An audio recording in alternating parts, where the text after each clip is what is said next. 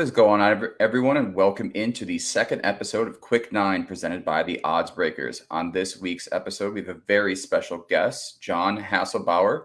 You can find him on Twitter at PGA Tout and his weekly articles on thelines.com.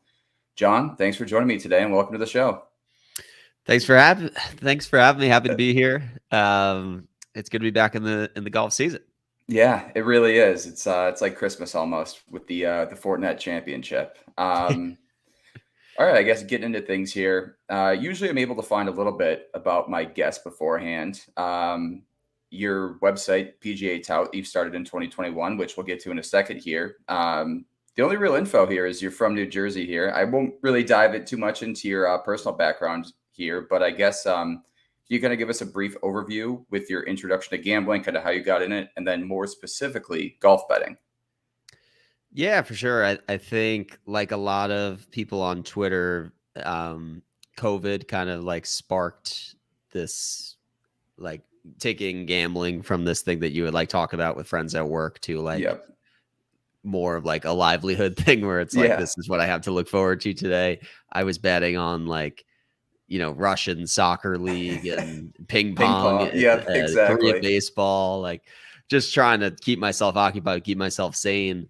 And, I like to golf just, as a pastime. So I've always been drawn to golf. I played in high school. And that's kind of where I stopped competitively. But when golf was or the PGA Tour was the first professional sport league to come back in June of 2020, I was like, you know what, I've been, keeping myself entertained with betting as it is. I think the next logical step here is like make content out of it, start writing, and then kind of like using that as something to keep me accountable. So if I really like a bet, putting pen to paper and writing it and posting it so that people can see my rationale behind why I like it. And it kind of just like spiraled from there. I wasn't really expecting to get any sort of Twitter following out of that. It was really meant just to be a point where I could kind of point my friends to and say like, hey, I just posted my picks this week, check them out. And, kind of took off from there, which is nice and unexpected. But, it's nice to have the community of golf around it. And I've made so many friends outside of Twitter, just, from having conversation, talking about golf and getting out and playing together too. So it's been a fun ride since getting into the content space. Yeah, no, I completely agree with that point of COVID too. You definitely saw kind of an influx of people kind of saying, hey, maybe I will kind of take this seriously here and kind of start to grow their social media platform and personal brand. And you had mentioned too, I mean, golf Twitter is an interesting space. It's it's one of many interesting spaces on the internet, but it is it's always entertaining to say the least here. So you started this website, the PGAtout.com, in 2021 here. Twitter account started a year before that, pretty much. I guess two-part question here. Did you have any kind of experience writing before this when you started posting articles, or kind of what made you want to go to a website after you kind of started your Twitter following?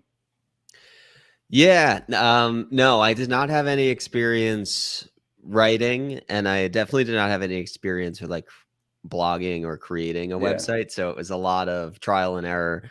I got a lot of good feedback from Twitter of like how to design the site and things about like short link URLs, all the coding stuff I had no idea about, but it was another thing that was just like, I was so bored in COVID that I just wanted a project where, work from home was monotonous and days became nights and you didn't leave your living room. And I was like, if I log off from work and then I start writing an article, it'll feel like this cathartic separation of like, I'm taking my work hat off and I'm putting, I'm moving on to my hobby now. So, and I've always enjoyed, I'm not much of a reader, but I've enjoyed writing, just in like high school, college and all that. So, I've always been curious about like finding a medium to write with.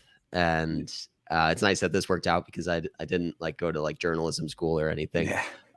So I guess the moral of it is like, if you have the time and you have the interest and you feel passionate about writing, like in today's day and age, you can create your own blog, use social media as sort of a platform for it. And if it resonates with people, then it doesn't really matter what the domain name is so much as as long as you're getting it in front of the right people.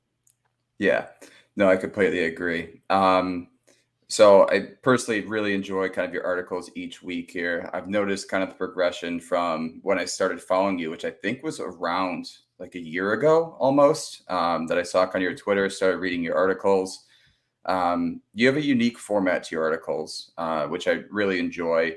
This year, last year, I think you've really started to dive into the course comps, which I find most people struggle with really because there's so many different angles kind of to it, I guess. Besides that, is there anything like kind of how do you come up with the format to your articles? And then in terms of kind of focusing on like course comps, or is there anything else you really want to kind of dive into more, I guess, this year in terms of your format?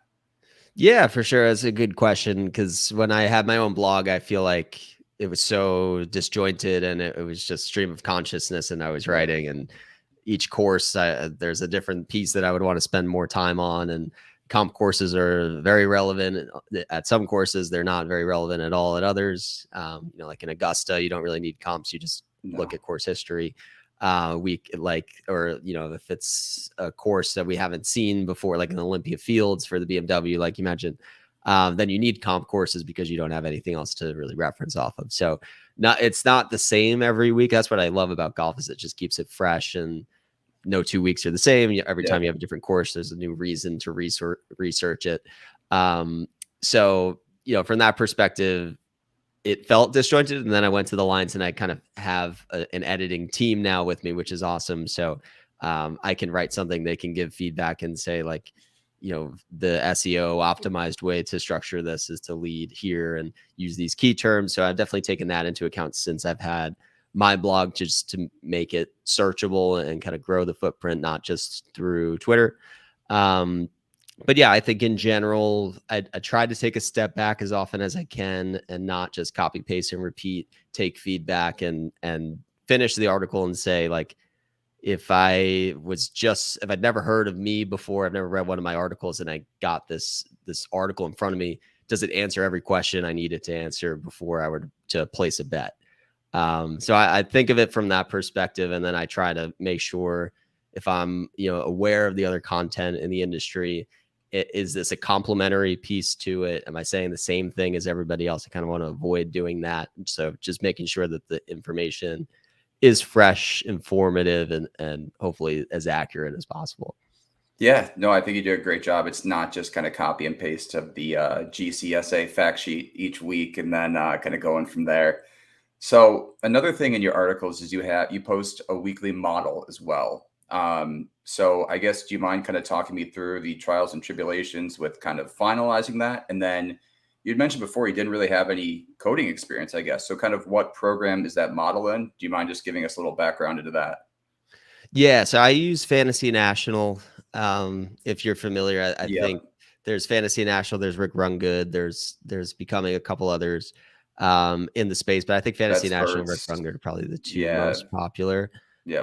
Very user friendly, so I definitely don't know how to code, but I know how to take what's at my disposal in their dashboard, makes it super easy. But I do think there's a big difference between how you use a model for DFS versus betting. With DFS, you really need to make sure that you're differentiating your path to get to guys, because of ownership and everything. So if you Yeah, just plug in the same generic stats, you're going to get the most popular players. If you use really specific mixed modeling, you're going to land on players that not everybody else is going to.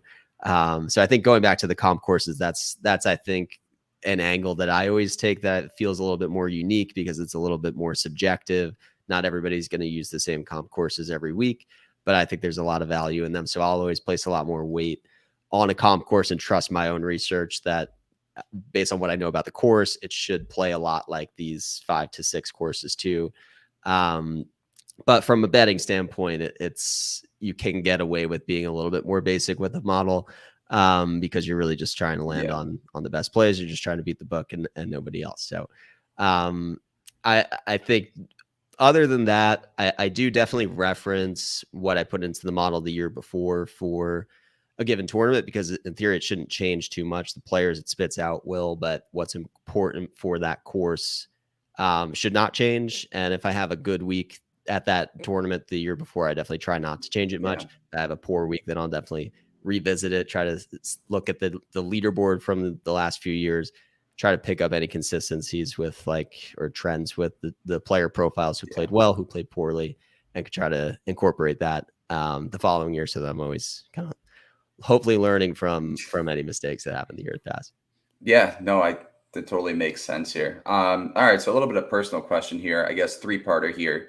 Your favorite major, pretty much the only two answers I've ever gotten was basically the Masters or the Open. I've never heard someone come out and say, kind of, I really love the PGA. So your favorite major, your favorite tournament outside of major, and then the favorite course you've played personally. I would say I actually kind of want to say US Open Okay. is my favorite. It's always on Father's Day weekend, so I feel like I have a lot of memories of just being Yeah. with family, like hanging around with all my uncles and dad and family, just watching it. Whereas the Masters is now it's on Easter, but it used to just be on Yeah. like a random April. And I feel like from just a betting standpoint, the US Open is pretty straightforward, and like the type of player that needs to win there, there's usually a much shorter list of players who could conceivably win there. So I think I've had more success betting on the US Open than other majors, which kind of makes me inherently Like it a little bit like more. it a Yeah, lot. that's fair enough. But I mean, the viewer experience, you can't beat the Masters. The app is incredible. Yeah. Everybody is watching. It's front page of ESPN. It's the biggest week in golf. So I think that's the right answer. But I guess my personal answer would be the US Open. Second question is my favorite tournament that's not a major, or my favorite course that's not a major. Tournament. That's not a. I guess it could be course if you want to go course.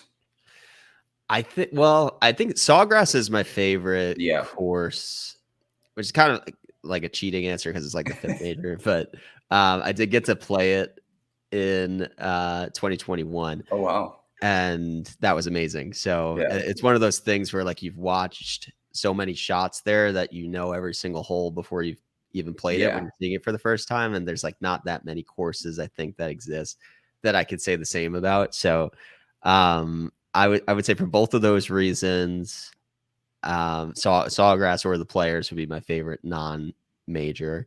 And then favorite course that I've personally played. I just played Oak Hill last month, and that was phenomenal. I didn't have a chance to go to the PGA Championship, so it was nice to have a chance to actually play it was a fun tournament. I was up there on Friday, and it was a blast. Yeah, no, and it was pretty competitive too. I feel like there were a lot of duds in the majors this year with runaways and stuff, but with that one, it was Hovland and Brooks down the stretch. So that was a good tournament.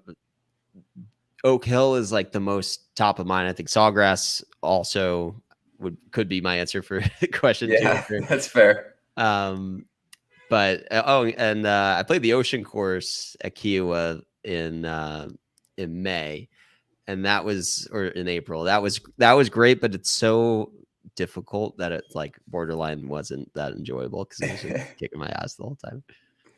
That's like the biases too with your favorite major. It's like, oh, well, I won the most money on this, or well, both the courses are incredible, but I played better on this one, so I like this one a little bit more. Exactly. Yeah. Ideally, I play well on it, and it's a great course and it has great history, but the odds of me playing well on it aren't in that course's favor. Yeah, that's totally fair. So everyone's kind of got a different approach for, I guess, tournament wise when it comes to betting here. Are you a guy that kind of goes through and prices out the people that are in the field? The kind of field comes out and you're like, all right, well, you should be maybe 12-1, 10-1, and kind of go through the list here? Or do you look at the odds board first and kind of say, well, all right, well, I don't like the price on this one, I'm going to kind of throw them out here? Or I guess what's kind of the first thing you look at here in terms of when you start your weekly approach? Yeah, if I'm really locked in and I have time to do like a full proper research of the tournament, I do like to kind of set my expectation of odds after I've written the article, I've run the model, I've looked past on past years, gone through the leaderboards, looked at like where approach shots are coming from on a given course. Is it a place where ball striking or short game is more or less important? And once I've gotten all of that done and put into the article and I take a step back, then I like to project out on like Sunday night what I think the odds are going to be or what I think they should be. And then that kind of takes like the confirmation bias away. If I do it the other way around where I wait to Yeah. see the odds and then try to make a decision off of it. So I feel like that makes it really, it's so overwhelming when you're betting golf because you have 150 options at your disposal and you can Yeah. talk yourself into half of them. So for me, the easiest way to go about it is like, I think this guy should be capped at this number, and whoever is the most drastically off, I'm going to start my card there.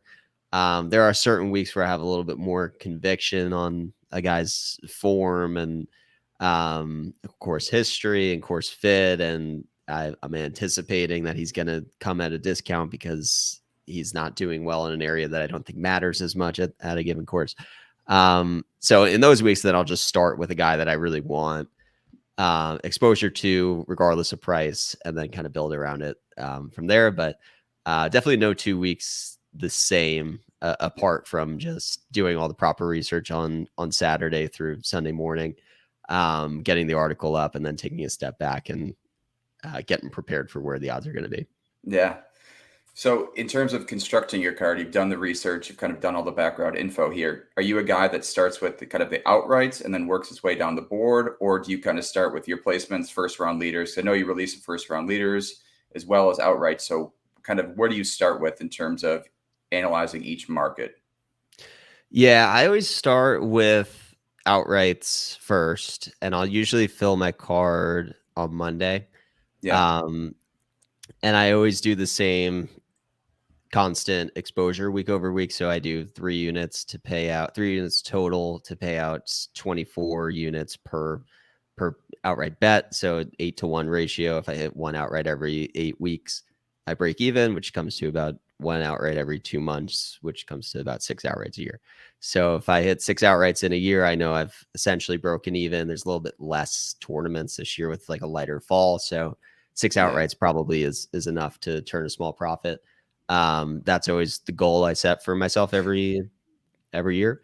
And then in terms of the other props, I always wait until Tuesday night. I want to see wave splits, take the weather into account for first round leader, especially make sure that there's not a distinct advantage in the first round of like wind or weather, or rain that's going to affect the morning or PM wave more or less. And then also for props, I feel like placement bets. I typically don't do head to heads, but I'll do like about 3 placement bets, top 20s or top 40s. I feel like most books don't post everything until later in the day, Tuesday. yeah. So I usually will have outrights done on Monday, and late Tuesday night, I'll finish the card with first round leaders and placements. Yeah, that makes sense. Are you, I guess I won't ask what book in particular, but are you kind of, do you only use kind of one book for your placements? I know outright odds are kind of, you can compare against different books, but in terms of placements, I know the dead heat rules have kind of been a big topic as of late, which doesn't make any sense because they've been around forever. But is there kind of one book that you like to use in particular, I guess? Yeah, I think I know BetMGM Yep. has been the one that kind of does it, that will pay out in full if it chops it, and I believe they're the only one still that does. I may be missing one, but it's kind of like a subjective threshold of like if somebody's plus 300 to top 20 on BetMGM and they're plus 400 on another book, do I take the better odds Yeah. to get a chop? It's kind of like case by case. Sometimes I will, sometimes I won't. Um, but yes, I would say to anyone listening who doesn't really have or wants to get into more of a structured approach, avoiding the dead heats is definitely more times than not worth taking on a little bit less juice with BetMGM. Just because you can really get caught with some like 8-way ties where you like barely even get your money back on something that you would get paid out in full for MGM. But I think also that comes into play. If I'm betting a top 10, that feels more likely to chop than a top 40. Yeah. So if I'm betting a top 10, then I'm a lot more likely to place it on MGM than a top 40. Yeah, all it takes is one tournament and where the bet gets chopped, and you're like, I'm not dealing with this again. That's pretty much how it goes, it feels like. Yeah. Um, so outside of that, kind of the dead heat rules, I mean, you see everyone kind of post their weekly cards on golf Twitter, and you're wondering kind of how they're expecting return, I guess is kind of the main common mistake I notice in terms of guys playing two at under 10 to 1 and three other guys on their card. And you're like, how, where's the profit basically? So I guess, is there any kind of common mistake you see kind of first time golf bettors make that really jumps out to you? Yeah, unit exposure is tough because if you're a first time golf better, you're probably not grinding every single week. Like, I guess an example would be like if somebody came to me the week of the Masters and Yeah. said, "Who should I bet?" I would almost recommend not betting, not tailing my card, because my card is built for long term profitability, getting a piece of exposure, but not overexposing myself in a given week. Whereas I'll probably tell my friend like, "Hey, Rom or Rory or Scheffler is probably going to win." So Yeah. you could either bet one of those three. You bet all three of them. You could bet like them versus the field. At the end of the day, it's like up to everybody's risk tolerance. So if you are just chasing 100 to 1 winner, then golf is the best sport to bet because Yeah. that happens pretty often. If you want to bet, you just want to double up your money. There are ways to do that in golf as well. I would recommend doing outrights to the point where you're having so much exposure that you're only going to like triple up if somebody wins outright.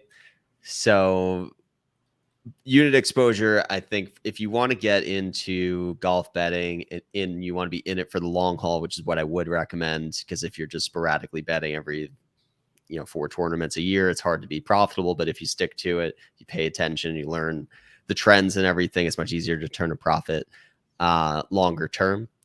But if you're just getting into it, I would say definitely what we talked about with MGM. If you're going to bet placements, do it there. Avoid the dead heats.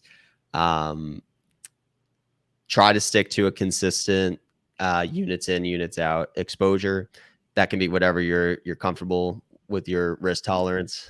Even if you have like a 5 to 1 ratio, that's going to be hard to sustain over the course of a full year. But if that's not really if you're in it for more entertainment, then you might find it to be more entertaining to sweat Yeah. golf and have exposure to like Max Homa this week and the third and fourth favorite.